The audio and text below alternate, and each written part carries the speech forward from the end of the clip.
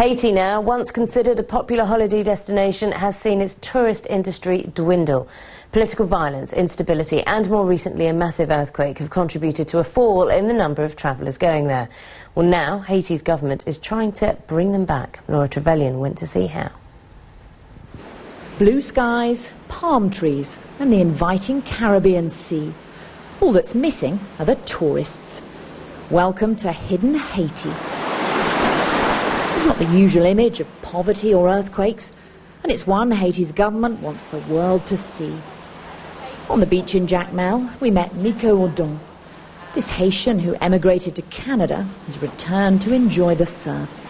I hope to see this country get back on its feet, because when I was a kid, Haiti used to be the most beautiful country in the whole Caribbean. Things deteriorated just too bad. But Haiti would be the perfect place now for the tourist people to invest and come back and get that nation get back to its feet. To encourage visitors, the Tourism Ministry is building new earthquake-proof facilities at Jacmel's beaches. At one of the few hotels here, the owner is hoping the push to promote tourism brings in more guests. Who's your target tourist? Middle-aged, a bit better educated people probably, because it needs a certain level of education to understand what is going on as well, and an openness of mind to just not just lay on the beach and expect for everything to go right, because chances are some things will still go wrong here. But they will go wrong with a smile. Haiti's in the heart of the Caribbean, and the beaches are just as beautiful as those on the other islands. The neighbouring Dominican Republic has a thriving tourism industry. But as Haiti's government tries to promote tourism here, it has to overcome the image of Haiti as an unstable country.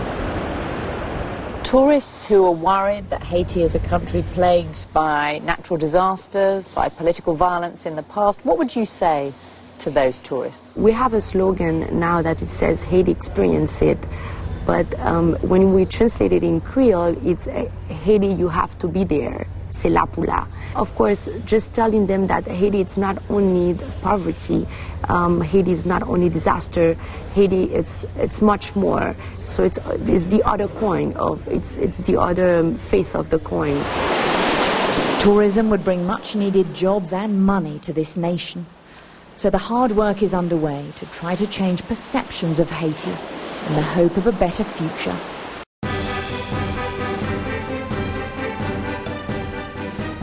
The Haitian government has been reviving the country's tourism ever since the earthquake hit the country 3 years ago. Local hotel owners are also trying many ways to attract more tourists. Foreign hotel chains have pitched in to replace the 800 rooms destroyed in the quake. The first Best Western Hotel, which is the world's largest hotel chain, is due to open next month and thinks the market looks promising. All this foreign investment would not be here unless there was a good sense of security from an investor's point of view. And so I think the owners of this hotel, by all means, they feel very comfortable that it's going to be a success, and that's how I feel, and that's how we all feel here in our hotel. But to attract business people and tourists, Haiti will first have to shake its poor image abroad. Tourism Minister Stephanie Villidruin has made it her business to rebrand the country. Today, we have a partnership with Air Transat, where Transat is proposing Haiti as a destination. I have to tell you, it's been 23 years that Haiti was not listed in a tourism package. Jeannie Lemke, who co-owns the local tourist outlet Wahoo Bay Beach Club and Resort, organized a spring break program last year for American college students on her beach estate, complete with excursions and cultural visits. But the trip fell through after the American organizers heard rumors of civil unrest on the island. So twice they canceled, and in the third group they said, let it go for that year and start again. We want for it to work. We want people to discover the positive, good side of Haiti. The United States and Canada just issued travel warnings to Haiti last week, urging their citizens to be cautious when traveling to the country. But the bad news will not stop Jeannie Lemke from going on, trying to convince travelers to visit her small piece of paradise. Au cœur des Caraïbes, la République d'Haïti est un pays regorgeant de surprises à découvrir. Située sur l'île d'Hispaniola, Haïti offre quelques-unes des plages les plus spectaculaires des Caraïbes, ainsi que des endroits de grande importance historique. Haïti devint le premier pays indépendant d'Amérique latine et des Caraïbes en 1804. Après une révolution d'esclaves sans précédent qui fit du pays la première république noire du monde. Cette histoire unique, ainsi que la langue officielle du pays, le créole, confère à Haïti une personnalité remarquable en Amérique. La cuisine et la musique haïtienne sont le fruit de nombreuses influences historiques. Les Taïnos, anciens habitants d'Haïti, les cultures françaises, hispaniques et africaines ont laissé des traces à partir desquelles Haïti s'est forgé une personnalité incomparable. Parmi les éléments qui contribuent à l'identité unique d'Haïti, on trouve le vaudou, religion de la majorité des Haïtiens, pleine de couleurs, de musique et de rituels uniques. Le vaudou surprend et enchante tous ceux qui visitent Haïti. Peuple d'Haïti lutte sans arrêt pour transformer ce petit pays des Caraïbes en paradis. Pour les Haïtiens, ce n'est pas un rêve, c'est une réalité pour laquelle tous, hommes et femmes, travaillent tous les jours. Le peuple d'Haïti et son gouvernement, avec le soutien de la communauté internationale, travaillent très dur à la construction d'un pays de soleil, d'espoir et de paysages uniques. Depuis la première année de l'administration Martelly-Lamotte, le ministère du Tourisme d'Haïti déploie d'énormes efforts en vue de replacer le pays sur la carte touristique du monde comme la nouvelle destination des Caraïbes. Le ministère du Tourisme travaille sur des projets de développement de nouvelles destinations touristiques comme l'île à Vache, Jacmel ou Côte-de-Fer.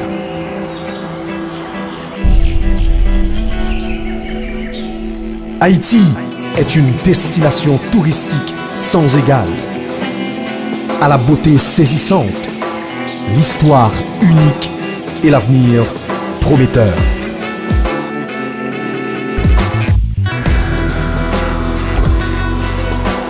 Venez en Haïti, découvrez l'âme des Caraïbes.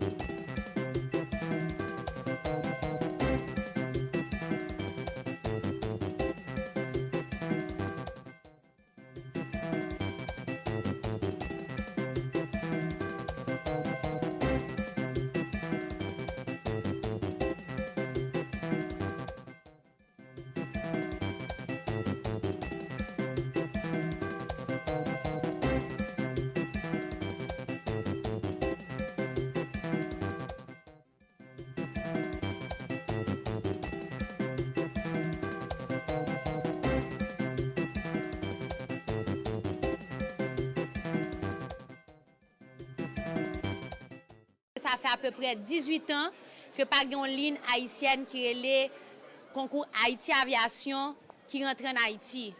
Donc nous comptons recevoir eux, nous faisons une petite réunion avec les représentants pour nous voir comment nous pouvons mieux collaborer. Nous connaissons que depuis décembre, nous avons lancé un forfait au niveau du Canada. Nous connaissons ça fait 2 mois, nous lançons un forfait au niveau des États-Unis. Et un plus gros partenaire que nous avons besoin, c'est ligne aérienne. Donc, je suis content parce que je me sens à l'aise, je me sens comme si je suis pour discuter avec Haïti Aviation. Nous faisons échanger de bons et de bons arguments pour nous comment nous améliorer et forfait touristique yo.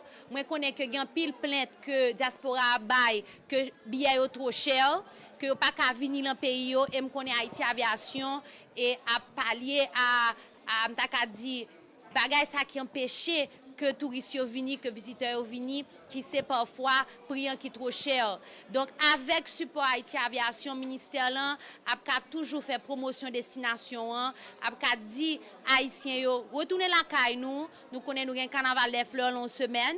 Et yo t'a justement expliqué que là yo gen vol yo qui rempli pour toute semaine sa semaine prochaine. Nous connaissons gen pile fête champêtre et pral gen l'autre événement qui pral fait pendant l'année. Donc j'en note de presse Haïti Aviation dit c'est coré effort que le gouvernement ça a fait pour que nous ka ramener touristes en Haïti.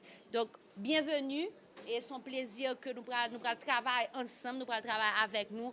Bienvenue la caille nous, bienvenue en Haïti. Et je dis Haïti c'est là pour nous là et avec Haïti Aviation nous avons une opportunité pour nous là et pour nous richesse et pays ça. Haïti Aviation sont compagnie que nous fait pour Haïti qui gagne haïtien là-dedans, qui jeune haïtien qui gagne une vision pour demain.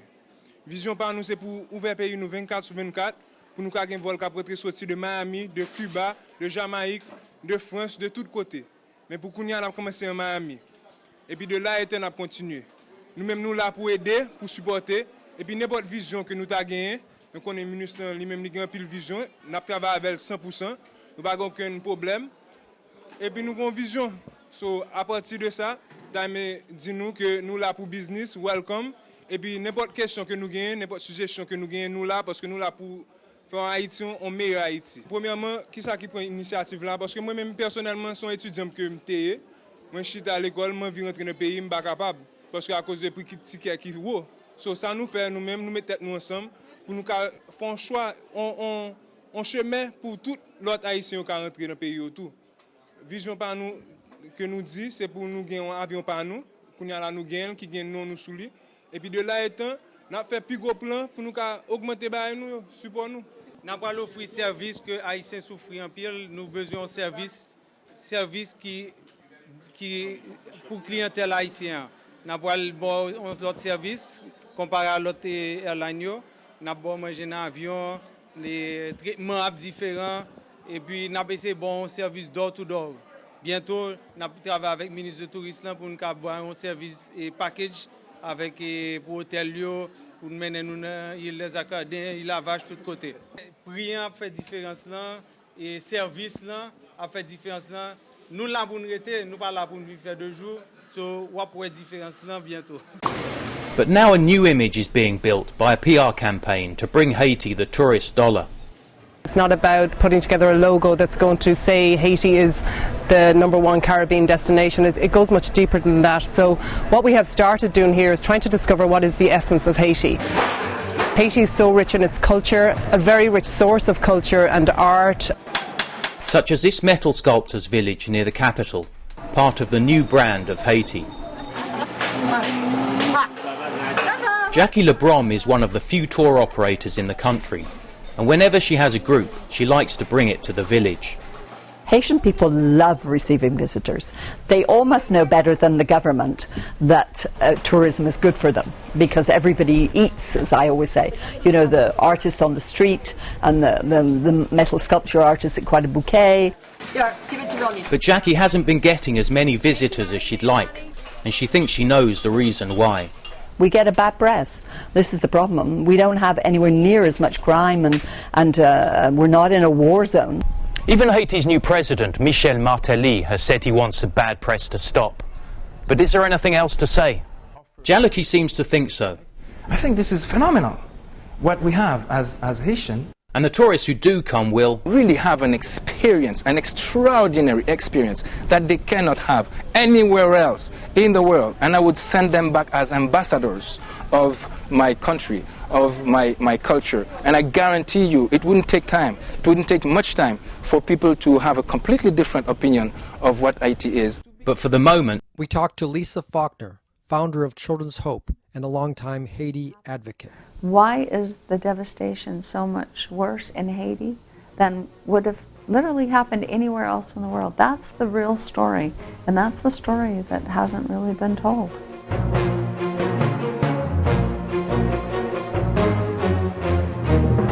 Pierre Labossière is the founder of the Haiti Action Committee and one of the leading Haitian activists in the U.S.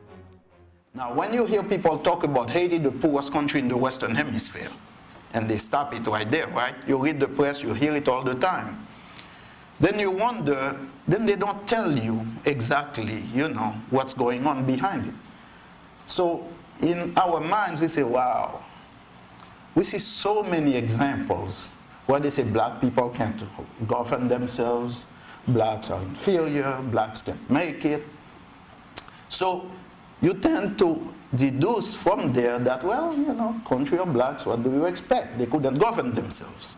Most folks like to think about Haiti as this poor, impoverished, backward people. And, you know, it could be that racism has some large part to play in that, because none of that really is at the essence of the truth. The first European university was in Haiti. The first cathedral was in Haiti. It was the wealthiest colony in the entire world. And it was very systematically drained of all of its natural resources, starting with its very humanity. 50% of the children are malnourished. 1/3 of all children will never turn 5. Why? Why is Haiti so poor? Television evangelist Pat Robertson offers his explanation. They were under the heel of the French. You know, Napoleon III and whatever. And they got together and swore a pact to the devil. In case you didn't buy that explanation, meet Paul Burke, Latin American scholar and professor at Sacramento State University. Haiti is a poor nation because Haiti's an exploited nation.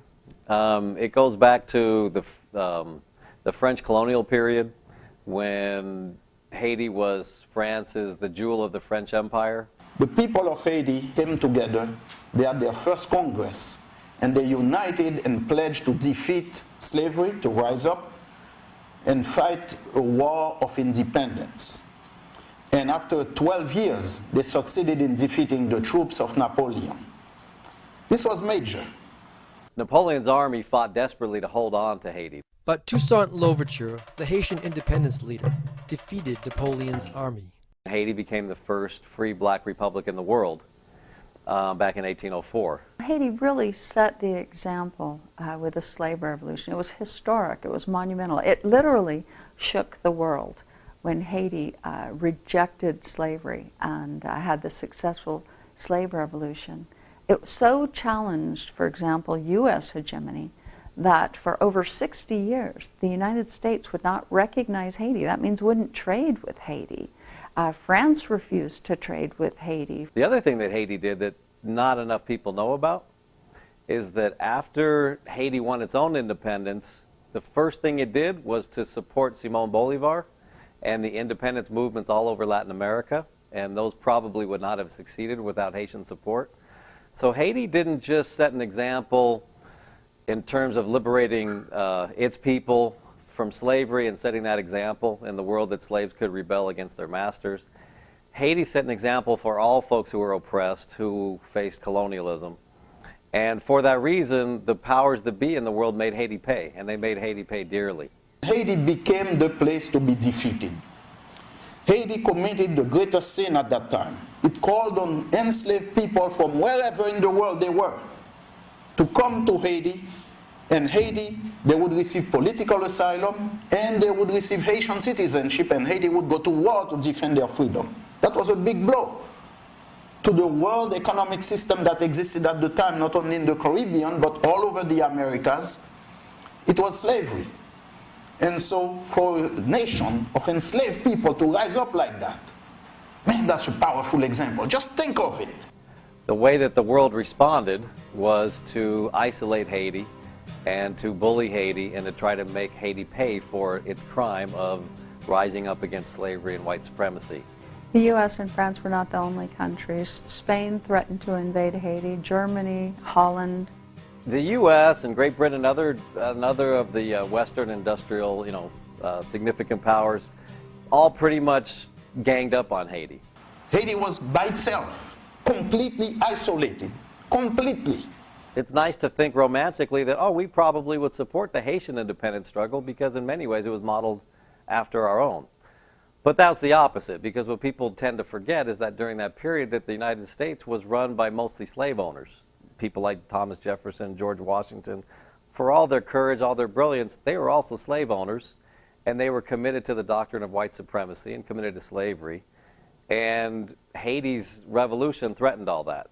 So the U.S. was very hostile to Haiti, and in fact, the United States didn't even recognize Haiti as an independent country until Abraham Lincoln did it, more than a half century later, after the Civil War, during the Civil War.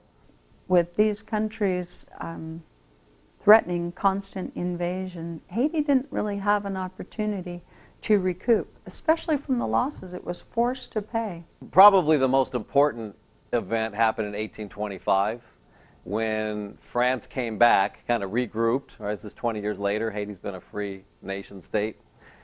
But France came back and threatened to reinvade Haiti, to reoccupy it, and to re-enslave the people.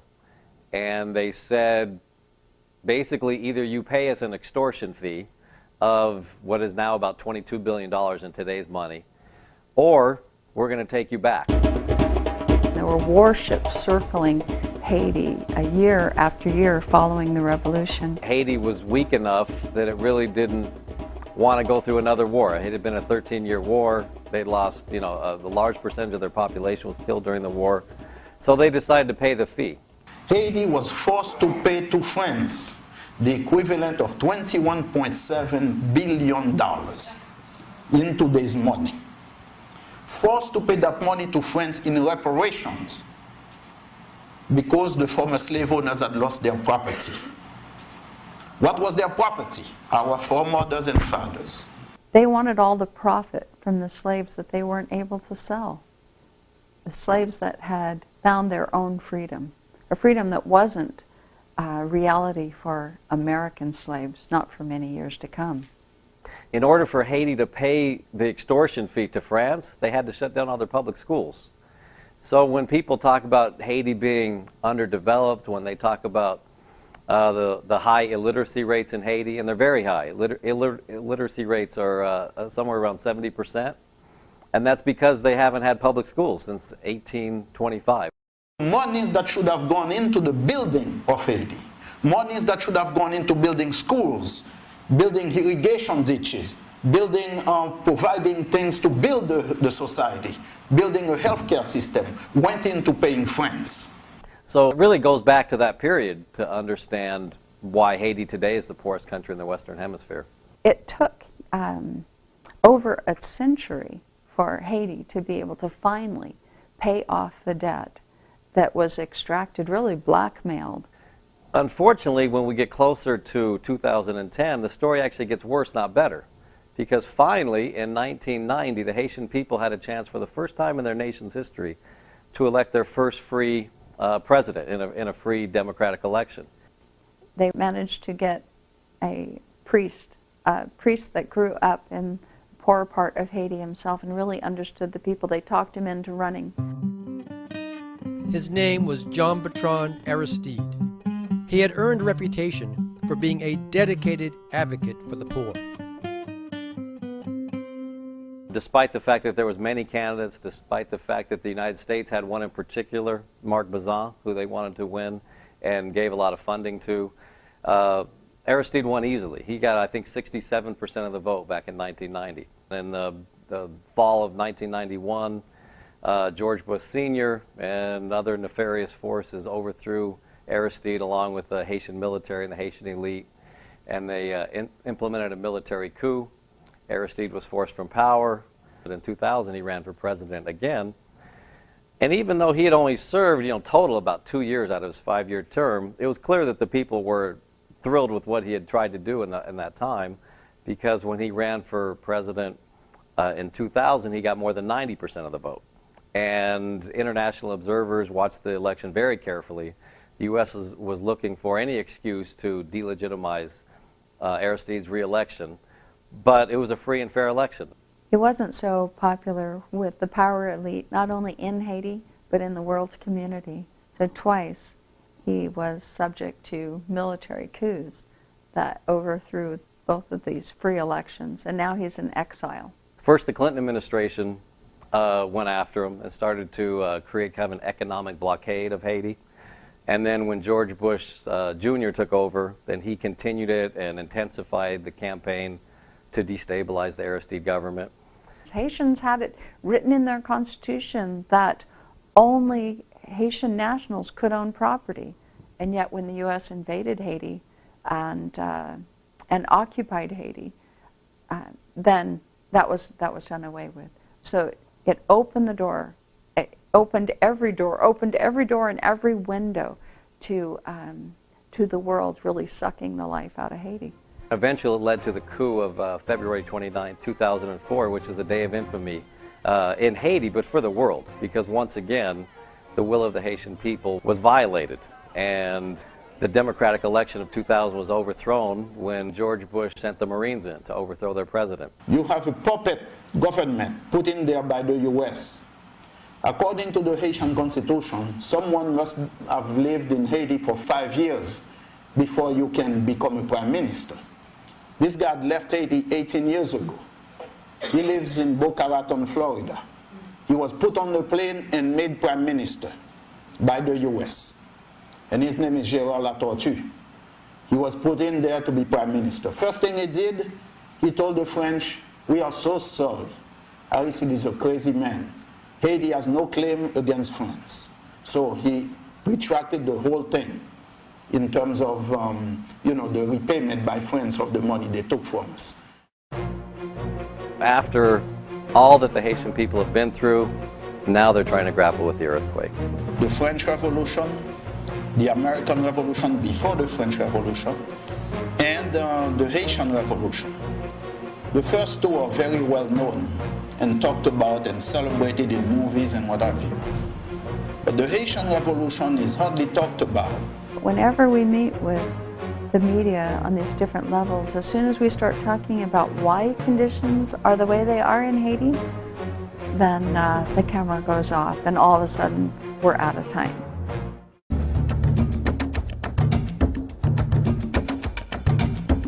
In the 18th century, Haiti was the richest colony in the New World.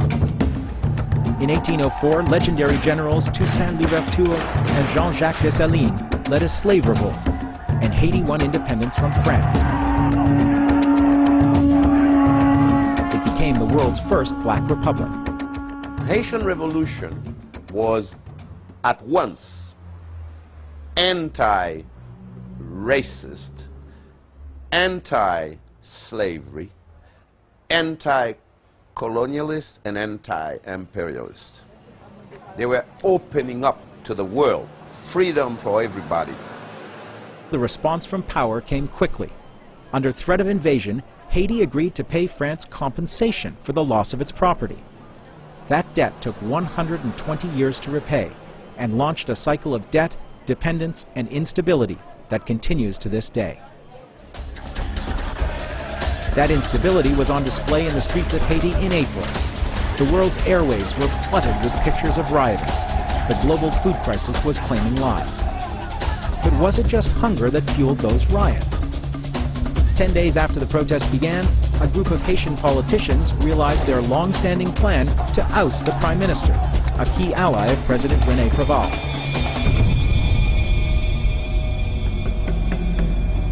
I think what happened in April was the exploitation of that situation by people who were well organized. The violence I saw at least the result of. There is something more. There is political manipulation. And one of the objectives was fulfilled, which was to get rid of Mr. Alexis as Prime Minister. But probably those manipulating the people were, that was their goal, get Alexis' head. In that sense, it was a success. I don't know, but I have such a feeling.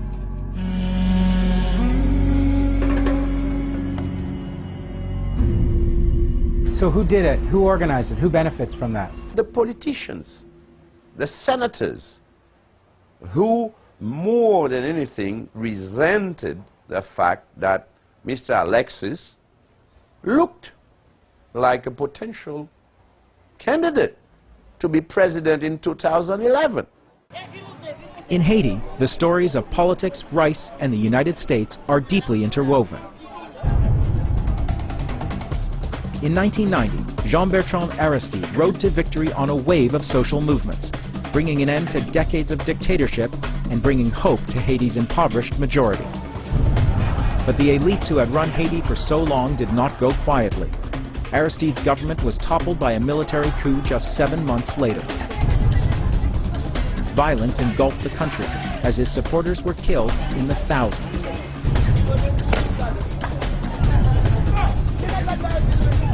Three years later, the U.S. used its military muscle to bring Aristide back to power, but not before he committed to a program of sweeping economic change, closely monitored by the World Bank and International Monetary Fund. It was a familiar cocktail: downsizing, privatization, and deregulation. Tariffs on foreign rice were slashed from 50% to 3%. Imports flooded in. 25 years ago, Haiti grew a lot of rice. So much that the idea of importing rice from another country like the United States was virtually unthinkable. Today, this country of fewer than 10 million people is the third largest importer of U.S. rice in the world. 75% of all the rice eaten here in Haiti is shipped in from the United States. Now, that may be great news if you're a rice farmer in Arkansas or Missouri, but it's been devastating to farmers here in the Artibonite Valley. This used to be Haiti's rice bowl. And now Haiti is utterly dependent on imported food of all kinds. And that means the entire country is vulnerable to mood swings in the global market. So when the price of rice doubled in the last year, the majority of Haitians who live in bitter poverty got slammed. Now, Americans are also facing skyrocketing food prices, and it's an election year. But they're living in a country where Congress just passed a farm bill with hundreds of millions of dollars in subsidies for the American rice industry. The global spike in food prices means that local rice, already unable to compete with the flood of cheap U.S. imports, is now utterly unaffordable. And farmers here, hurled into the global market with virtually no trade protection, are also now facing high prices for things like fertilizer. In the markets of Haiti's capital, Port-au-Prince, it's almost impossible to find rice grown by the farmers of the Artibonite. U.S. rice, on the other hand, is everywhere. But the high price is just as devastating in the city. And it's not just farmers arriving in the cities. The rural crisis has sent a flood of children to urban areas to fend for themselves or work as domestic servants. Many of them end up in orphanages like this one.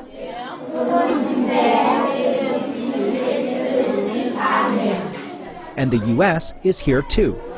The United States Agency for International Development, USAID, provides the rice for this lunchtime meal.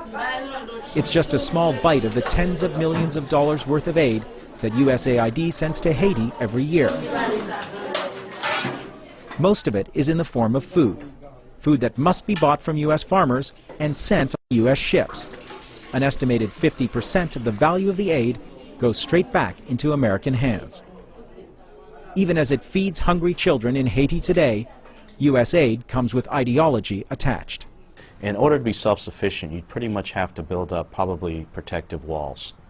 And our experience in the United States is we actually, our international economic policy is about breaking down protective walls and binding nations more into an international trading relationships. Are we going to be eternal beggars? But I don't think USAID is aiding us at all, but not by giving us food. Patrick Elie was Minister of Defense during Aristide's first presidency. He's seen firsthand how U.S. policy has transformed the local landscape. It all started with the disruption of rice production through the subsidized rice of North Carolina and Louisiana. Okay? And I believe from the number I read recently, they are subsidized to the tune of 41%, which is a lot, you know. How are you going to ask a Haitian peasant to face that kind of competition?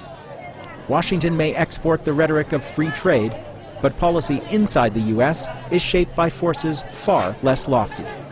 The agriculture community have had a lot of friends in the Congress of the United States, and many of them fighting to improve the economic situation in their own states and their own communities. But some people would say, and I probably would say also, that the subsidies got out of hand, and that many of those subsidies made a lot of people very, very rich. Haiti's agricultural sector had still been functioning up to the time of the disaster. How would things be different now in the midst of disaster? You would not have 3 million people in Port-au-Prince. Haiti had a vibrant agricultural sector. People were able to thrive on their farms. You had, remember, Haiti was a producer of sugarcane, of bananas. You had other things, you know, gold, bauxite back in the day in Haiti. Haiti, though, is known for being a fertile land, and yet many people were pushed off that fertile land because of policies of international financial institutions. And so when we look at why you have 3 million people in Port-au-Prince today, it's because they were pushed off their farms by these policies dictated often by outsiders. Vers la fin du XIXe siècle, un grand nombre d'émigrants fuient les persécutions ottomanes du Proche-Orient pour se rendre en Amérique du Sud où les possibilités sont plus alléchantes. Certains, souvent par pur hasard, débarquent en Haïti, ancienne colonie française et le pays le plus singulier des Amériques. Née d'une révolte d'esclaves, elle conquiert son indépendance de la France en 1804, devenant ainsi la première république noire du Nouveau Monde. En 1890, c'est à Port-au-Prince, capitale de cette nouvelle nation, que débarque le premier groupe de chrétiens orientaux en provenance du Liban. Ils s'installent tant bien que mal au bord de mer, centre commercial du pays. La population locale les appelle des Syriens.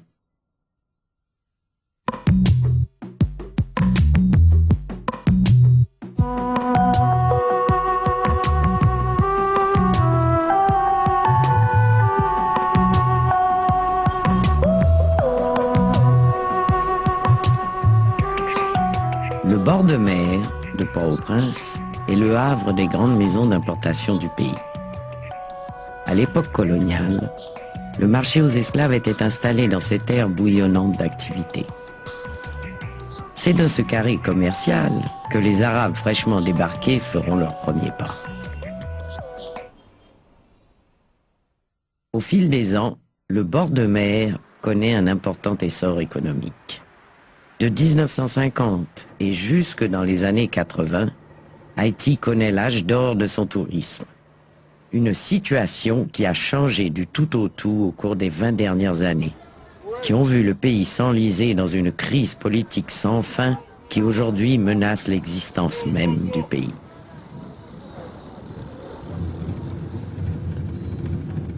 Ça devient de plus en plus difficile d'aller au bas de la ville. D'abord, il n'y a pas de parking. Deuxièmement, il y a une explosion démographique extraordinaire. C'est sale, c'est difficile, c'est vraiment... c'est dur.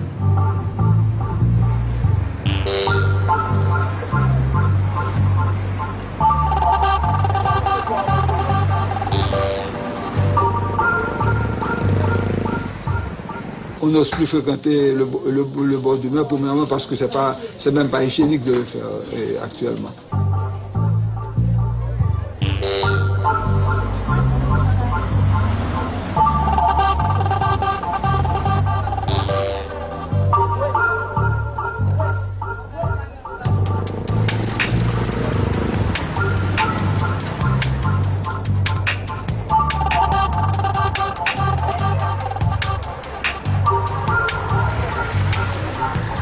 Moi-même personnellement, bord de mer ça, je ne vais pas reconnaître. Et je ne vais pas jamais venir ici à seul, je me dis franchement. Parce que même descendre matin, je descends dans le grand rue, comme ça. Je ne vais pas reconnaître rien. On a mal passé devant la belle créole. Là, nous stage là. Je ne vais pas reconnaître, je ne vais pas la belle créole encore.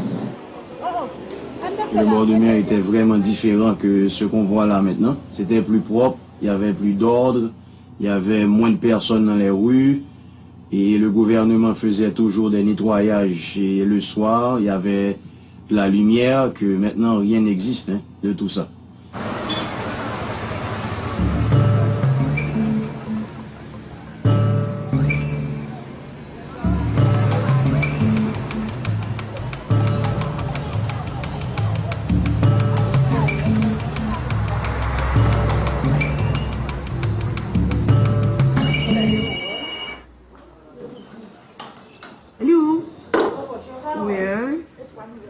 Et oui, tu places la commande.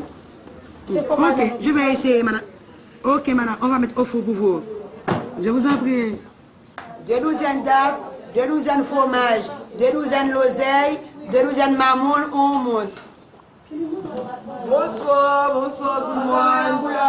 Miss Auguste, c'est prêt pour moi? Oui, madame Boulogne. Oui, madame Boulogne. Ok. Merci beaucoup. Bye bye, à la prochaine. À la prochaine, madame Boulogne. Aux crises politiques successives du pays viennent s'ajouter une explosion démographique incontrôlée. Et si dans les années 60, la capitale comptait quelques 450 000 habitants, aujourd'hui Port-au-Prince croule sous le poids de plus de 2,5 millions d'âmes avec un taux de chômage qui atteint les 60%. Ok, bye bye. L'insalubrité, l'absence d'hygiène et le congestionnement du bord de mer sont autant de raisons qui ont poussé bon nombre de familles commerçantes à fuir vers les hauteurs de Pétionville.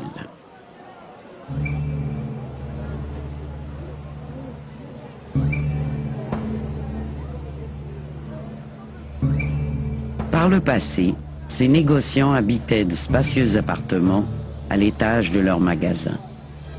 Aujourd'hui, ces demeures abritent des dépôts et ont perdu tout leur charme.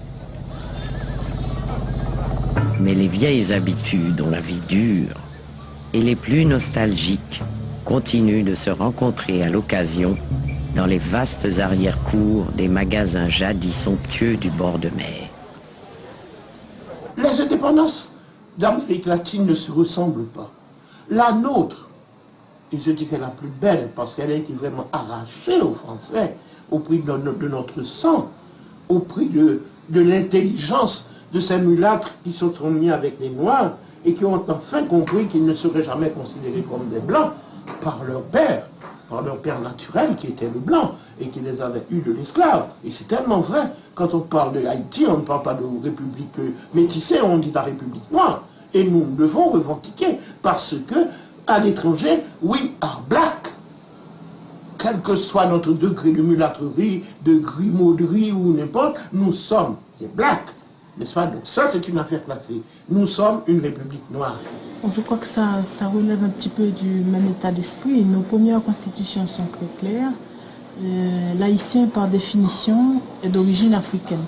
Tandis que des Français ou des Allemands ou des Italiens qui viendront en Haïti, comme ils iront partout à travers l'Amérique, et du Nord et du Sud pendant tout le 19e et le 20e siècle, ils ne pourront jamais devenir ce qu'on appelle un citoyen haïtien d'origine, du fait de leur origine, disons, caucasienne, du fait qu'ils sont blancs. Que tu es ça. On va faire ton voyage. Non, bonjour. Bonjour. Pas bien? Le séjour a été fructueux. Et combien de temps tu passes là? Oh, un mois. Un mois, on a fait le Liban, la Syrie, que j'adore. Que j'adore. Plus spécifiquement parce que ça me rappelle Port-au-Prince. Il faut essayer de comprendre l'histoire de la nation haïtienne, moi je pense. Il faut comprendre que c'est un pays qui a démarré difficilement. c'est-à-dire qui a été mis à l'écart et par les autres pays, par les grandes puissances d'alors, la France, l'Angleterre, et nous avons vécu pendant longtemps dans l'ostracisme. De ce fait, les Haïtiens ont essayé de reprendre le contrôle économique parce qu'ils ont gagné l'indépendance, c'est vrai. Ils ont pu reprendre le pays sur le plan politique. Mais sur le plan économique, ils n'ont jamais pu avoir une indépendance réellement. Jusqu'en 1865, après la guerre de sécession, même les États-Unis, qui avaient aidé Toussaint Louverture, ne nous avaient pas reconnus. Donc nous avons été un mauvais exemple pour ces gens qui étaient tous des esclavagistes. Donc tous les pays nous ont ostracisés.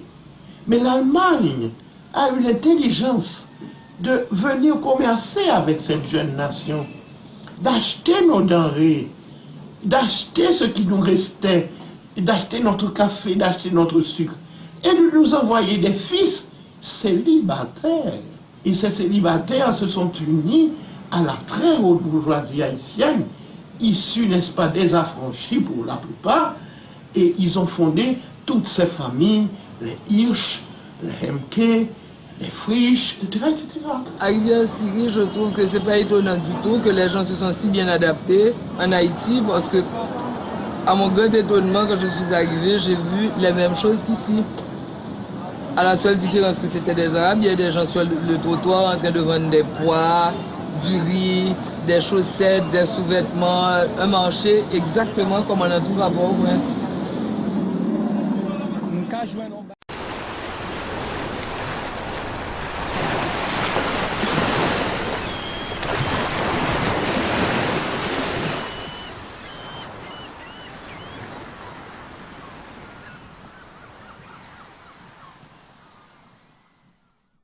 Faire du commerce ne s'improvise pas, je crois. Il faut des clients, il faut l'accès à des capitaux, il faut un réseau de relations dans les pays étrangers. Et vous comprenez bien que toute cette masse d'anciens esclaves arrivés à la liberté en 1804 ne disposait pas de ces différents éléments. Donc, pour commercer avec l'étranger, il a bien fallu passer, il fallait bien que le pays vive, donc qu'il produise et qu'il exporte. Donc on a dû passer par des intermédiaires étrangers qui se sont au fur et à mesure installés dans le pays et qui sont venus, je dirais, a priori pour faire du commerce. On a accepté donc que les étrangers reviennent et les étrangers sont revenus très vite. Depuis 1804, il y a des Américains, il y a des Anglais, on fait le commerce avec eux, mais en leur gardant un statut tout à fait particulier. Et notamment donc le refus de l'accès à la nationalité haïtienne. Au fil du temps, on a créé en fait une citoyenneté à double vitesse, les Haïtiens d'origine et les Haïtiens tout court. L'Haïtien d'origine étant par définition africain.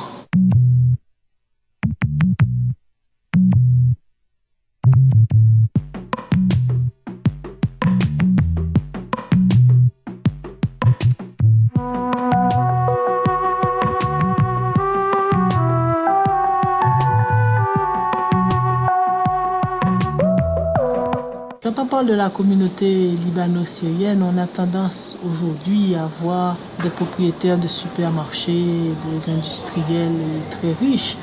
Mais il faut s'imaginer qu'à l'époque, il ne s'agissait pas de ça du tout. Et c'est une communauté qui est arrivée ici et qui était très pauvre. C'est peut-être un choc culturel de voir des Blancs aussi pauvres et je crois qu'une partie du rejet vient de ça. La classe mulâtre, qui se considérait claire, était étonnée d'avoir des gens encore plus clairs, plus blancs, et qui ne parlaient pas français, et qui pourraient donner un mauvais exemple au peuple, parce que le peuple avait une admiration de cette élite mulâtre qui parlait français et qu'ils ne parlaient pas. Les Arabes n'ont pas eu la tâche facile. Premièrement, ils sont arrivés visiblement très pauvres, avec leur fameuse boîte dans le dos, c'est-à-dire que dans une boîte, dans une espèce de sacoche, un sac à dos, ils avaient à peu près tous leurs biens. Ils ont été même au fin fond des provinces pour proposer leurs marchandises. À cette époque, le colportage et le porte-à-porte étaient interdits aux étrangers. C'est ce qui a soulevé toute cette campagne anti-syrienne.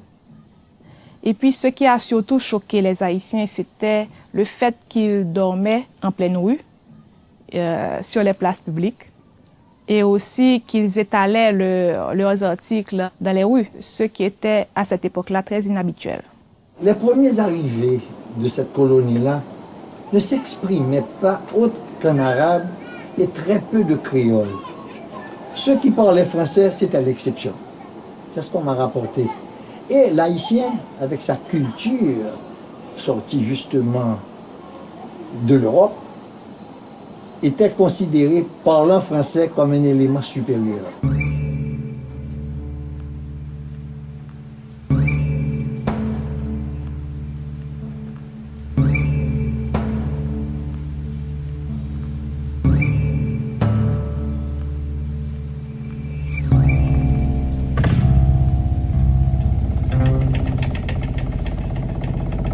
Ma mère était une francophone vraiment extrême.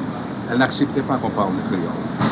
Et elle me disait, j'ai de bonnes relations avec eux, mais je ne veux pas que tu les fréquentes à cause du créole. Et de plus, elle ajoutait, ne va pas chez eux, tu vois, ils n'ont pas de rideaux. Parce qu'en ce temps-là, la tradition sociale, c'était d'avoir des rideaux chez soi. Chez nous, on refusait qu'on parle les créoles, pour parler bien français, pour plaire à la société. Pour s'intégrer, justement. Chez moi, on parlait arabe, mais j'ai jamais appris. On parlait anglais. Quand on ne voulait pas que mon père comprenne, on parlait espagnol. Donc, c'était un mélange, si tu veux, de tout. Et moi, ma réaction face aux préjugés que j'ai rencontrés depuis ma tendre enfance, même au jardin d'enfants, était qu'il fallait que je parle français mieux que tout le monde pour qu'on ne m'appelle plus Youn. Chez moi, on parlait l'anglais, le français, le créole, l'arabe, l'espagnol, ça dépendait. Mais comme enfant sensible, j'ai beaucoup souffert des préjugés, j'ai été traumatisé. Je me suis senti sans identité. Les Haïtiens me disaient que je n'étais pas haïtien, parce que j'étais un blanc. Le préjugé de couleur, il y avait beaucoup de préjugés de couleur, parce que le gouvernement Duvalier voulait régler ses affaires politiques. C'était une question de couleur. Alors moi, j'étais pris, nous étions pris entre le jeu. Mais pour chaque génération, c'était plus facile parce qu'on combattait, on luttait. Alors en Haïti, on était pas haïtiens parce qu'on est blanc. J'étais aux États-Unis il y a 15 ans, 16 ans, je suis arrivé là-bas, il y avait beaucoup de préjugés de couleur. Je ne parlais pas bien l'anglais, on m'a dit. Vous n'êtes pas américain. Qu'est-ce que vous êtes? Je suis haïtien. Vous n'êtes pas haïtien, vous êtes blanc. Mais on m'a toujours appris de ne jamais, jamais, jamais rougir de mes origines. Et j'ai jamais eu honte de dire, en fait, qui j'étais et d'où je venais. Mais je crois que parmi tous les enfants de ma famille, j'ai été la moins traumatisée par cette différence.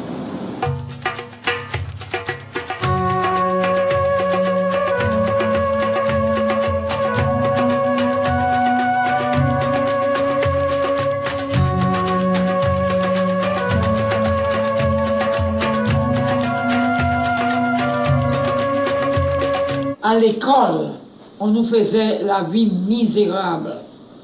Misérable à l'école. On nous insultait, on nous maltraitait, les enfants, guidés par leurs parents, naturellement. Moi, à l'école, on m'appelait fils d'arabe, fils de chien, fils de contrebandier. Qu'est-ce que vous faites venir faire à l'école? Vous allez vendre des tissus. Alors les préjugés ont vraiment continué, ça m'a beaucoup blessé. Traumatisé et blessé. Et c'est pourquoi moi je suis contre toute forme de racisme. Et le problème des Arabes aussi, quand ils ont commencé, on les appelait Arabes boîte sous dos, Arabes manger couleuvre. Et aujourd'hui, un plat de couleuvre, c'est un plat gourmet actuellement aux États-Unis qui coûte très cher. Ils étaient un peu repoussés des familles haïtiennes et c'est moun qui grand pile fierté. Yo dit mon cher, si vous même ou pas vle nous, c'est pas nous pour le vle. Leur méthode de travail et leurs différences culturelles servent à alimenter une campagne de dénigrement. Et le gouvernement d'alors promulgue des lois leur interdisant le commerce de détail. Et ils sont expulsés en masse sous le régime de Nord-Alexis. La campagne anti-syrienne a commencé effectivement depuis le gouvernement de Nord-Alexis en 1903, mais elle a pris beaucoup plus d'ampleur avec le gouvernement de Lecomte à partir de 1911. Lecomte a étudié en Allemagne, il a pu accéder au pouvoir avec l'aide des Allemands. À ce moment-là, c'était comme une promesse qu'il avait faite aux Allemands de les libérer des Arabes, des commerçants arabes. Lecomte a pris d'abord un arrêté pour faire un recensement de la population arabe en Haïti et à travers tout le pays, à Port-au-Prince et aussi bien dans les villes de province. Et c'était certainement pour connaître le nombre des Arabes qui étaient là et pouvoir les expulser ensuite. C'était l'idée des Allemands qui savaient qu'ils ne pouvaient pas tenir le coup avec les Arabes qui étaient vraiment des gens très forts en commerce. On leur reprochait peut-être justement de travailler, de devenir plus riche que nous très rapidement. Les mauvaises langues rapportent que l'explosion du palais en 1912 était un acte de sabotage de ces Arabes. Vu leur contentement après cette explosion, et c'était plus ou moins normal, vu qu'ils se sentaient libérés de quelqu'un qu'ils considéraient comme persécuteur. Donc ils ont manifesté leur joie, et de ce fait, ils ont été accusés d'un acte vindicatif. Ces accusations méchantes et mensongères n'étaient autres que la propagande des grands négociants qui se sentaient menacés par la présence de ces as du commerce. En 1914, le point tout voyait aller. Madou voyait aller avec sans souliers, sans robe, en pyjama, comme ils étaient. On les a rudoyés, on les a mis dans les bateaux et on les a envoyés. Entre 1915 et 1934, les Arabes connaîtront un répit avec l'occupation américaine. Les Arabes représentaient un bon allié pour les Américains. Les Arabes importaient surtout des États-Unis, tandis que les autres commerçants étrangers, allemands, français et autres, ils commandaient de l'Europe. Il y aura encore des tentatives pour briser l'élan de cette communauté sous la présidence de Stegno-Vincent durant les années 30. Comme dernier soubresaut, nous avons eu la loi de Vincent, dite la loi de détail, datée de 1935, qui va interdire le commerce de détail aux étrangers, mais pas seulement aux étrangers naturalisés haïtiens. Ce qui veut dire que même quand un étranger arrivait en Haïti, même lorsqu'il se naturalisait haïtien, il n'avait pas le droit de pratiquer le commerce de détail. Il y en a qui ont regardé le Liban, regardé la Syrie et tout ça. Mais pour moi, je crois que la plupart sont restés et qu'ils ont trouvé le moyen de contourner la loi. Comme nous avions les marchandises et que nous devions manger, on ouvrait le magasin à 4 heures, on vendait jusqu'à 6 heures et on fermait. On ne pouvait pas vendre plus. C'est pour pouvoir aller au marché seulement et nourrir nos enfants. Les prix ont grimpé, la grogne populaire soulevée, la loi a été mise en veilleuse. Cette minorité a enfin gain de cause en dépit des persécutions dont elle a été l'objet. L'élite ne pouvait pas nous voir parce que les habitants, les paysans haïtiens nous préféraient à eux. Quand ils ont pris le commerce en détail, ils pensaient que ce serait facile. Ils mettaient des gants pour compter l'argent. Imaginez-vous, mettre des gants pour compter l'argent. Et les paysans étaient contre eux, 100%. Je peux vous dire, quand j'ai commencé à travailler moi-même, c'était dans les années 42, 45, j'étais jeune, mon père m'a mis très jeune au commerce. Le paysan arrivait à Port-au-Prince, et sans souliers, et si la police le rencontrait dans la rue, il l'arrêtait. Et ils avaient même peur de rentrer dans les magasins. Donc le Syrien, lui, il a pour employer un mot créole, il caressait le paysan haïtien pour le faire acheter. Ce que, les autres commerçants, ou français ou allemands, ne faisaient nullement. Ouais, parce qu'il y avait quand même ce préjugé du français et de l'allemand, comme étant supérieur à l'haïtien. Chose qui n'existait pas dans la mentalité syrienne. Par exemple, quand ils venaient acheter chez nous, nous leur offrons du café, des biscuits, de l'eau. On s'occupait d'eux. On s'occupait très bien d'eux.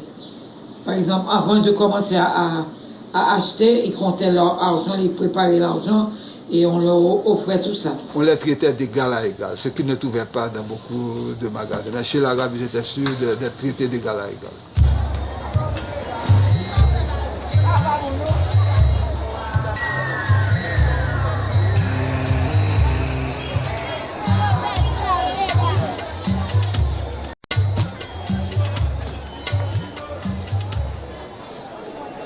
1957, lors de l'accession au pouvoir de François Duvalier, Haïti connaît une dictature féroce et sanglante. Pour contrecarrer les bourgeois dits mulâtres et qui exerçaient une prépondérance à cette époque, François Duvalier a plutôt privilégié les commerçants arabes et à qui il a ouvert un peu plus le commerce et aussi l'industrie dans le pays. François Duvalier a été celui à ouvrir les portes aux Arabes dans les positions importantes de son gouvernement, à plusieurs ministères.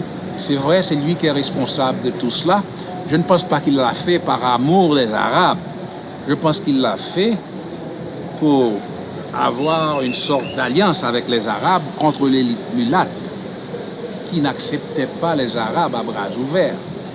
Malgré 4 générations dans le pays, la perception de l'arabe charrie encore une connotation négative, sciemment entretenue par les politiques.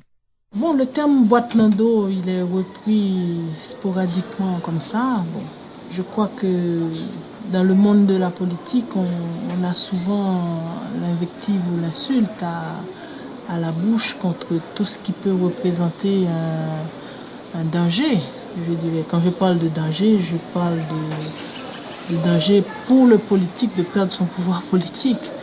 Donc ce sont des expressions très méprisantes qui sont reprises en essayant de réagiter, je dirais, des vieux sentiments qui pour moi ne peuvent rien apporter de positif au pays, alors qu'il a besoin justement de tous ses fils actuellement pour essayer de sortir de l'impasse où il se trouve maintenant. Je ne comprends pas que les gens reviennent avec ces concepts éculés de arabe boîte-lando ou bien de un tel c'est mulâtre ou bien un tel. Nous sommes tous des noirs. Nous sommes tous des noirs, plus ou moins clairs, mais nous sommes tous des noirs. De même que nous sommes tous des Haïtiens. Ne croyez pas que tout a changé. Tout n'a pas changé, il y a beaucoup de progrès. Comme vous le disiez tout à l'heure, la discrimination entre les Arabes eux-mêmes. C'est une discrimination de classe et même de couleur. Parce que les Arabes qui ont épousé des Noirs et tout cela, pour certains Arabes, ne sont pas acceptés à 100%. En Haïti, vous avez ces problèmes? Non. Il y avait. Ça a totalement disparu. Tout était péjoratif. Lorsqu'on vous appelait Syrien, c'était péjoratif. Lorsqu'on vous appelait petit arabe, c'était péjoratif. Petit blanc, milâtre, on vous appelait milâtre aussi. Alors, lorsqu'on appelait les Noirs aussi, on disait des Noirs aussi, et petit nègre d'Afrique, petit Africain, petit nègre Guinée. Eh bien, vous voyez ce que vous dites là, Georges, je confirme aussi pour moi, comme en parenthèse, je déteste ce mot, mais je dois l'admettre, c'est ce qu'on m'appelle un mulâtre. Quand j'ai grandi, bien que mon père était dans toutes les hautes positions politiques, j'ai souffert. Excusez-moi. Pourquoi vous détestez ce mot? Je n'aime pas, je préfère métis. Mulâtre, je le trouve vulgaire, mais je l'accepte. Péjoratif. Oui, c'est péjoratif. Je crois que ma génération n'a pas connu vraiment tout ça. Je crois qu'avec ma génération, ça avait déjà vraiment évolué et bon, les choses avaient vraiment changé. Les Arabes s'étaient déjà suffisamment intégrés dans tous les milieux et bon, il n'y avait plus de problème. Mais tu es d'une nouvelle génération. Moi, j'ai jamais ressenti que j'étais autre chose qu'une Haïtienne. De 1975 à 1990, la guerre civile qui sévit au Liban donne lieu à une nouvelle vague de migration. Jour parti, je m'abli dans le journal, il y a 3000 bombes qui tombent sur Beyrouth. Et on m'a dit Beyrouth on fire. Beyrouth on fire.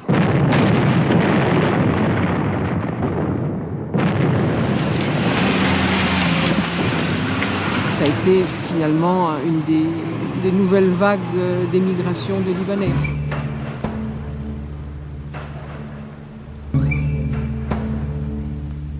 Je suis parti pour mettre les frères à Haïti. Moi-même, j'ai une intention pour me retourner parce que moi-même, j'étais main droite papa. Quand je travaillé avec lui, je m'ai aidé, j'étais indisponible pour papa. Malgré que je suis arrivé à Haïti, et le papa me dit non, papa, tout autant la guerre n'est pas finie, c'est arrêter l'autre bord.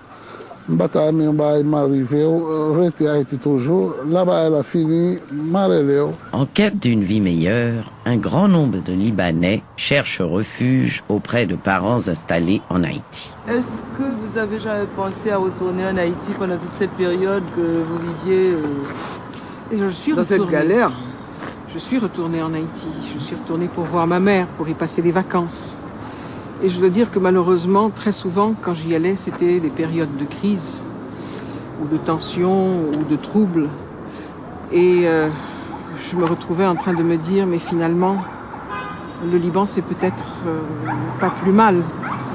Et même avec la guerre, même avec les bombardements, on y vit mieux. Parce que la misère qu'il y a en Haïti, le fait que le gouvernement manque tellement de moyens, faisait que même sous les bombes, même avec les difficultés du quotidien, nous arrivions à vivre mieux. On se plaignait du manque d'électricité, du manque d'eau, mais vous étiez sans guerre avec des problèmes d'électricité, des problèmes d'eau, des problèmes de téléphone, de communication avec le monde extérieur. Nous arrivions à les résoudre au fur et à mesure avec les moyens qu'on avait, mais on arrivait à les résoudre. Tandis qu'en Haïti, on avait l'impression que ça s'enfonçait de plus en plus et que c'était sans solution.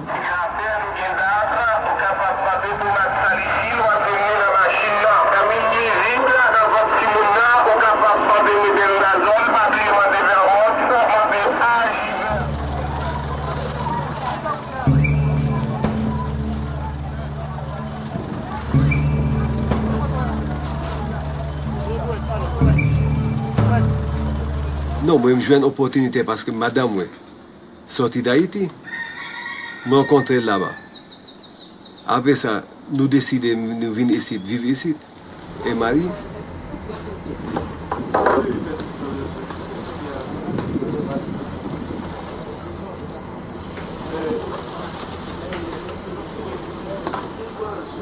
Venir pour ici, je vais vivre un travail ici.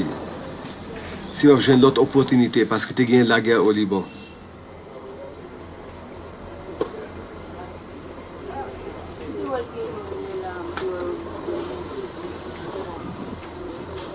Le Liban, c'est un pays qui est un petit genre développé. Là, c'est un pays qui est presque vierge. Et pour que ça me batte, il y a une pile de différence. Mais même avec ça, m'adopter rapidement.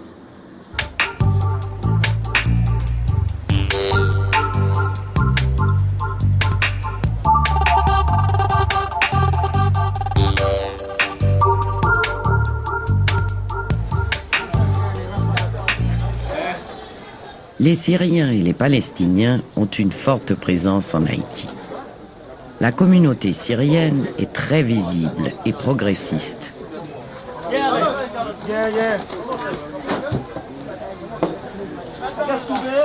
Aujourd'hui, plus d'un siècle plus tard, on ne parle plus d'une colonie arabe, mais plutôt d'Haïtiens de souche arabe. Cette minorité s'est largement intégrée et a contribué à l'épanouissement de l'économie haïtienne.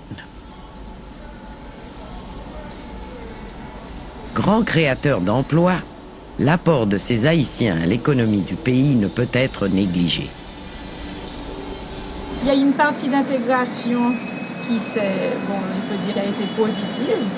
Aujourd'hui, j'ai épousé un homme noir, mais à un autre niveau culturel, il y a toujours une barrière et une différence, dans le sens où, encore une fois, la famille arabe va arriver pleine d'excitation, tout le monde est chaleureux, plein, voilà, et la famille haïtienne n'a pas du tout le même comportement au sein familial, etc. Donc là, il y a encore, je pense, un clash. Et qu'on le veuille ou pas, la famille arabe va regarder la famille haïtienne et dire « Ah, on ne va pas toujours se mélanger à eux. » Et c'est pas, nous sommes différents, on ne voit pas la vie de la même façon. Et il y a beaucoup de petites nuances qui, en apparence, ce sont des nuances cachées. On n'en parle pas, ce sont des non-dits. Moi, je suis né en Haïti, je suis haïtien, je ne connais même pas le Proche-Orient, je n'ai jamais été visiter le Liban. J'ai entendu parler du Liban de ma grand-mère. C'est chez les parents de mes amis, surtout, qu'on me parlait de la culture arabe, que j'ai beaucoup appris. Alors je connais un peu sur la culture arabe, c'est tout. J'étais à l'école de droit à l'âge de 18 ans pour pouvoir servir mon pays Haïti, mais je n'ai pas jamais eu l'occasion de l'utiliser, sauf entre amis, parce qu'on veut que la politique soit plutôt noire que jaune ou bien blanche. L'opinion que j'ai de ça, c'est que c'est ce qui a mis le pays en retard. Je dirais que d'une façon générale, le secteur économique, vu sa marginalisation des structures politiques du pays, il peut difficilement avoir d'autres rapports que des rapports personnels et pas des rapports institutionnalisés ou des rapports de groupe avec les autorités nationales. De façon complémentaire, je dirais, les gens qui maîtrisent l'économie, ils en sont arrivés à se protéger d'une certaine façon. Ils ont développé un certain type de rapport aux politiques qui est malheureusement très souvent très strictement la corruption, puisque en fait l'économique n'a pas d'autre choix. On dit que les Arabes sont des corrompus, mais j'aimerais que vous alliez en province voir tous les bateaux de contrebande qui rentrent. Les Arabes sont vraiment minoritaires dans ces bateaux-là. Alors ce sont les Arabes qui ont appris à ces gens de faire la contrebande en province. Il faut reconnaître quand même que les Arabes participent jusqu'à présent dans la contrebande. Il ne faut pas non plus aller... Il ne faut pas dire que les Arabes sont tous clean et parfaits. Pour te répondre vraiment, en Haïti, il faut être très courageux pour être honnête. On n'a pas le droit d'être honnête dans ce pays. Parce que si vous essayez, la corruption vient principalement du gouvernement. Si vous essayez d'être honnête, alors vous êtes bloqué totalement. Des gouvernements, pas du gouvernement. Des gouvernements. Oui, bon. Mais pas c'est des gouvernements. Il y a quelques mois, il y a eu une grande invitation de toute la communauté arabe à l'hôtel Caribé et s'est prononcé un discours lors de cette réunion où alors la réunion était tenue par le président de la Chambre de commerce qui protestait justement contre la corruption. Et il a fait donc justement tout un tralala autour de il faut arrêter cette corruption parce que ça n'amène Haïti à nulle part, etc. Toute la communauté arabe, grands applaudissements. Et il y avait des Haïtiens qui sont venus ensuite me raconter, qui me disent « Mais c'est pas possible, ils sont audacieux et culottés ceux-là. » Toute la communauté arabe est en train d'applaudir pour dire oui, il faut arrêter la corruption, mais c'est eux qui sont en train de corrompre le pays et c'est eux qui sont en train de faire tout ça. Donc franchement, qu'ils arrêtent et qu'ils se taisent plutôt que d'aller faire un truc pareil. Parce que c'est eux qui sont au sein de la corruption du pays. Petit volet, gros volet, tous ces volets. Tout volet, c'est volet. Tous les voleurs sont des voleurs. Petits voleurs, gros voleurs, voleurs moyens. Lorsque le président qui est le chef de la nation vole, les autres suivent. La corruption n'est pas spécifiquement arabe, la corruption est humaine.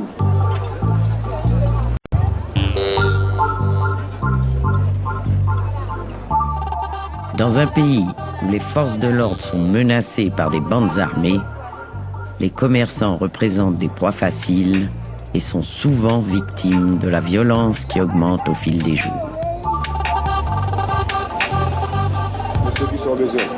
Monsieur qui sont dans. Vous en avez? Vous avez ouvert vous? Ok.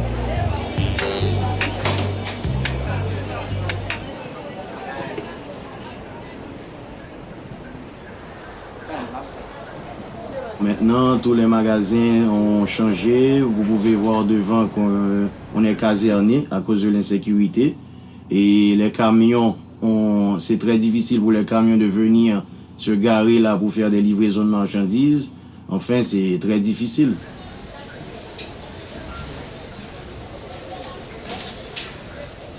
Si vous voulez, vous pouvez regarder devant. Il y a, je crois, 4 ou 5 agents de sécurité qui assure la sécurité de ma mère et de moi. Ça, je pense pas, c'est une ambiance pour faire commerce, pour mettre une cage. Ça, c'est une prison. Ça, c'est une prison. On peut pas... Pas un mot qui travaille dans ces conditions, ça. Il y a en 1999, et 5 hommes armés sont entrés ici, m'ont mis des revolvers à la tête et bon, j'ai failli perdre la vie, ils ont volé tout mon argent. Et il y a peut-être 8 mois de ça, ils ont kidnappé ma mère plus bas là. Et à peine il y a 3 blocs plus bas. Et il y a 2 mois, ils m'ont attaqué encore. Première agression, c'est 3 mon armés, ils ont entré sous moi. Ils mettaient les mains en l'air. Après ça, ils mettaient nous coucher à terre. Ils volaient tout ça, ils pour voler. Deuxième là, c'était 7 moun. bien armés. Ils mettent tout employé, même travailleurs qui ont magasin, ils volent. Ils volent qu'est-ce que ils volent les travailleurs, les gens qui viennent acheter tout, ils volent. Après ça, ils prennent la fuite au parti. Bah, ça va continuer comme ça, parce qu'on va paniquer la ville là chaque jour, on va faire mon pas qu'à investir, mon pipe, il n'y a pas qu'à la droite, il n'y a pas qu'à la gauche. Et puis bah, elle a continué, toujours l'enquête se poursuit. Alors on a demandé, s'il vous plaît, nous électricité, nous sécurité, de quoi pour tout le monde qui travaille en paix, pour nous faire payer à marcher puis bien, pour le monde qui a mangé, pour le monde qui a dormi la caillou en paix. Merci beaucoup. Définitivement, tous les marchands sont victimes. Ce n'est pas les magasins seulement, même les marchands sont victimes. Oui, je suis victime déjà, plusieurs fois. Je vais monter ma machine, je vais prendre valisement, à tout comme je là-dedans. Et là, je prêter, et quand je prends, pour ne pas retirer au grand monde, pour pas arriver dans le monde. Je suis victime plusieurs fois. Plusieurs fois. Pour arriver dans une série de magasins, moi, pour un paquet de grillage, une série de caloches, il faut passer 3 portes de montrer dans le magasin. Il y a un skin sur les âmes. Et puis, deuxièmement, ça fait mettre gros âmes la caillou tout. On paquet de commerçants là, ça, gros mitraillettes descendent. Mitraillettes physiques, là, ils ont pris leur défense en main. Ils ont bouqué, victimes, ils ont jeté dans le magasin, ils ont volé, ils ont tiré. Ça décourage à faire le business, mais quand on n'a pas le choix, nous avons 2 magasins là depuis longtemps. Et c'est notre travail, c'est ça qu'on sait faire. Alors, et on se débrouille assez bien. Alors, comme ici, on n'a pas le choix, on est là. Non, moi, je vais pas comme nous, alors.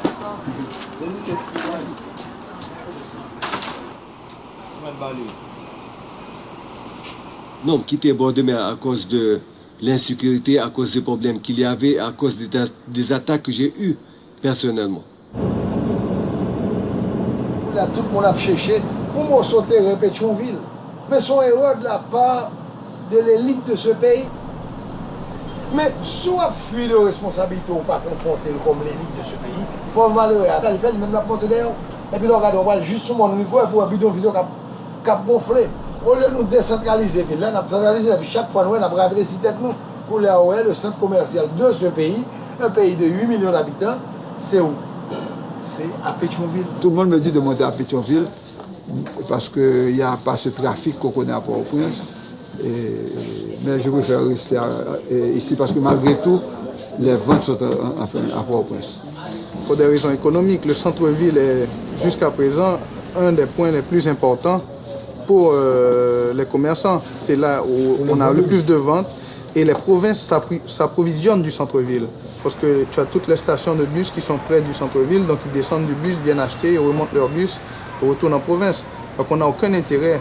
On peut ouvrir un 2e magasin à Delma ou un 3e à Pétionville. Mais je pense que le commerce, le vrai commerce se fait toujours au centre-ville et on n'a pas intérêt à ignorer ça. Et il y a les sentiments aussi. Quand on te parlait du centre-ville auparavant, le bord de mer, c'était un paradis. Sur le marché là, on a remarqué que chaque monde qui commerce là, il va payer taxes, il va payer rien, son bonne boîte qui devant, on pas capable de juger mon ça parce que c'est la vie à chercher tout.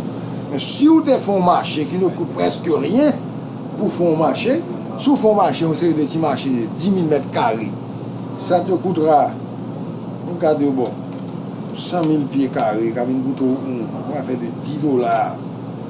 À $1 million, on va faire 10 000 mètres carrés de marché, on va chaque mon petit morceau, il y a payé un petit cob là-bas, en direct, on 30 $ par mois.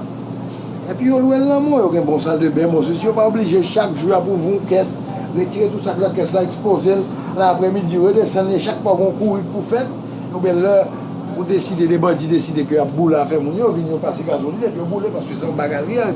Et c'est là qu'il faut comprendre que c'est devant que vous fait tout besoin, les élites de ce pays, les gens qui étudient, qui ont l'argent, il faut prendre responsabilité pour faire, pour mettre l'ordre dans le pays, pour faire barrer le marché.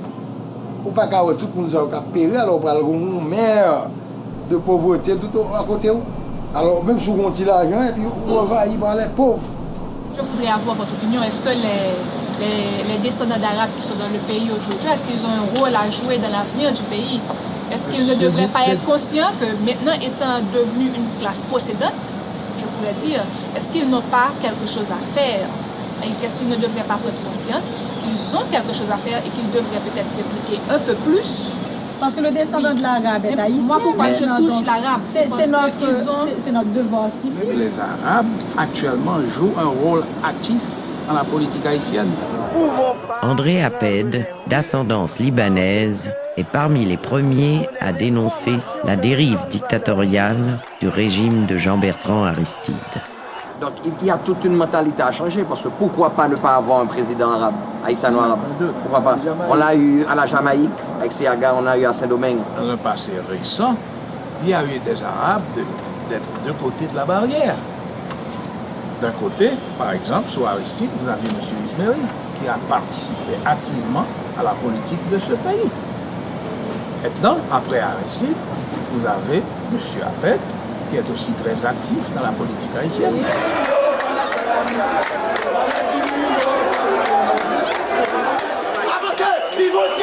Vous vous rappelez de Malval?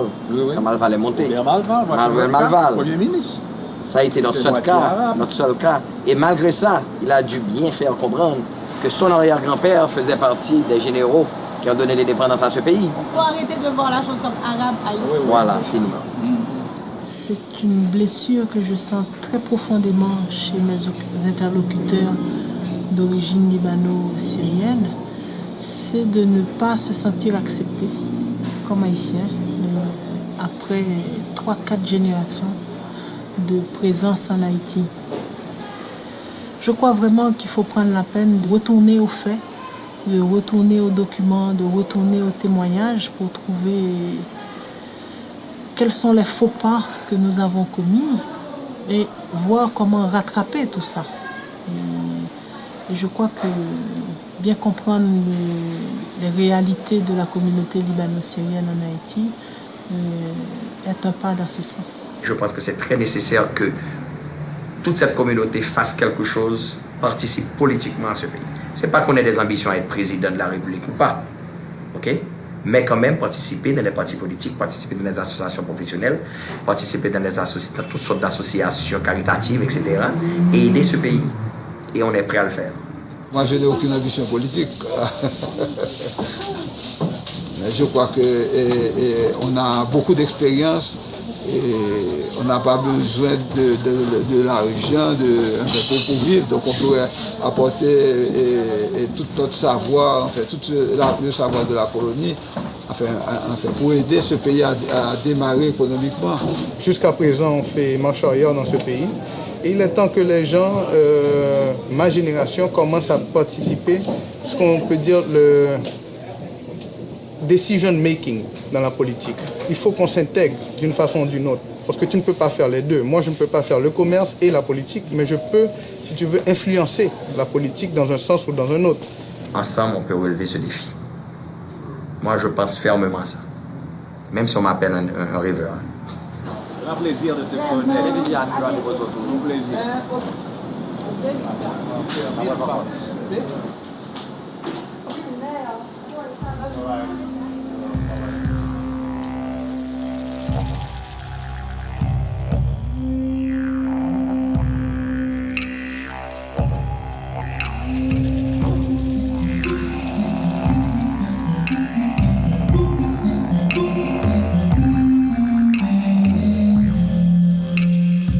Vraiment, ce genre de déjeuner qu'on fait au bas de la ville, c'est s'accrocher aux derniers cheveux d'une tradition qui n'existe plus et d'un pays qui n'existe plus finalement. Parce que le Port-au-Prince d'antan, le Port-au-Prince que j'ai connu, le bord de mer, bon, c'est fini tout ça, c'est fini. I watched mom and dad struggle. You could imagine, I mean, living in Haiti with 6 brothers and 6 sisters, and then you have to feed 13 kids. So you could imagine growing up, you know, and many mornings there, I went to school without food. And wondering when I come home, you know, if I'm gonna have something to eat, you know. Well, I just couldn't.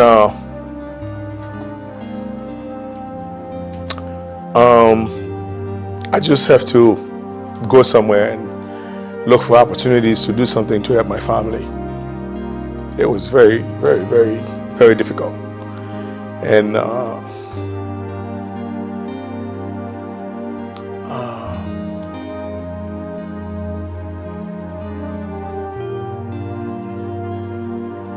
there was this judge by the name of Monsieur Gabriel Gracia in our area who live, in our neighborhood in Haiti, and he wanted us to set our goals early in life. And I'll never forget the day that he was sitting with us and he asked us, every one of us, what is your goal? What do you want to be in life?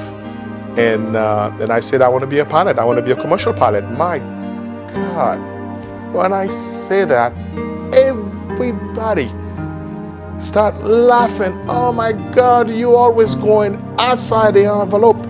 Didn't even know what they really mean by that. Now I realize. They said, hell, just tell us something that can happen. And then the judge, in fact, intervened. He said, hey, stop it. Why do you guys think he cannot be a pilot? Then they were saying, all the reasons and then why I couldn't be a pilot. And I said, guys, I'll remember that.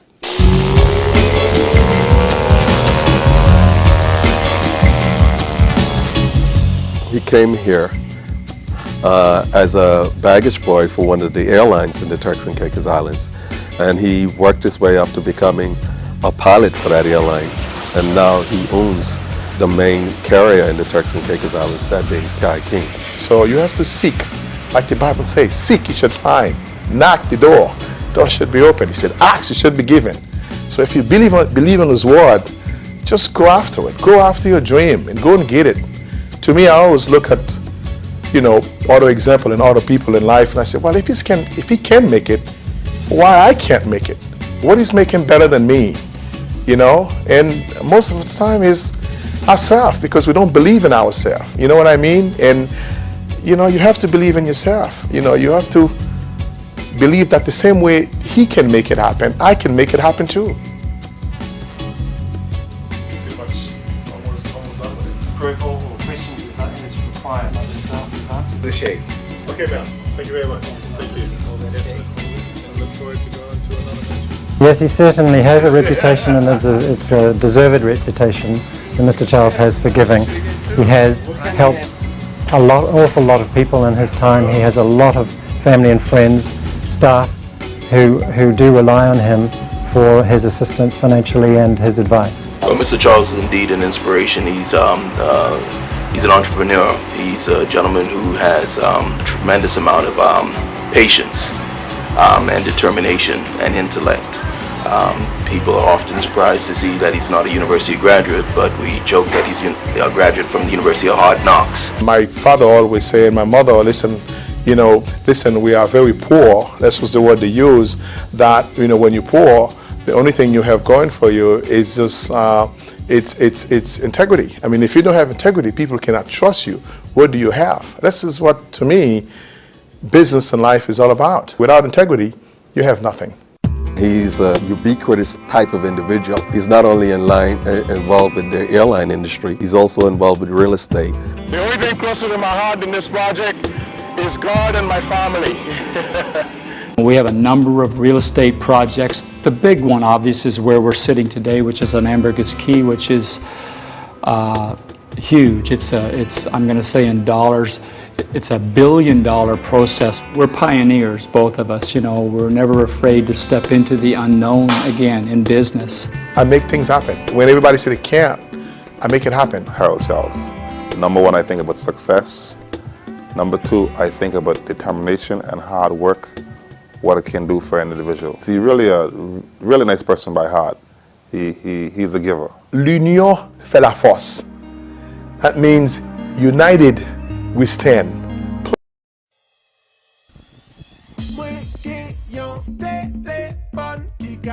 Twitter, Facebook, même regarder YouTube, moi, Snapchat, email, yo sous contrôle. Moi comme ça, moi blé, téléphone blue. Pas que négocier, c'est les plus bons dans mon téléphone blue. Les plus bons marchés, les plus bonnes qualités, Les facile pour gérer, wap jeune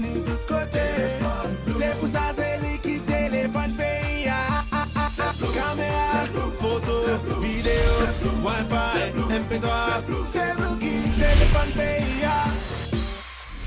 Blue, téléphone pays. Disponible dans tout magasin Digicel. À partir 1er juin. I don't know, honey. I just can't decide. Man, I wish someone could help us with this vacation plan. Are you tired of the same old boring island vacation? Are you looking for a new and exciting vacation experience? Then you need to come to Haiti.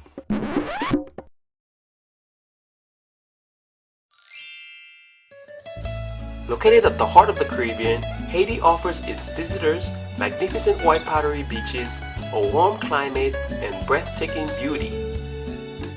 Every day, we strive to make your trip a pleasant and safe one.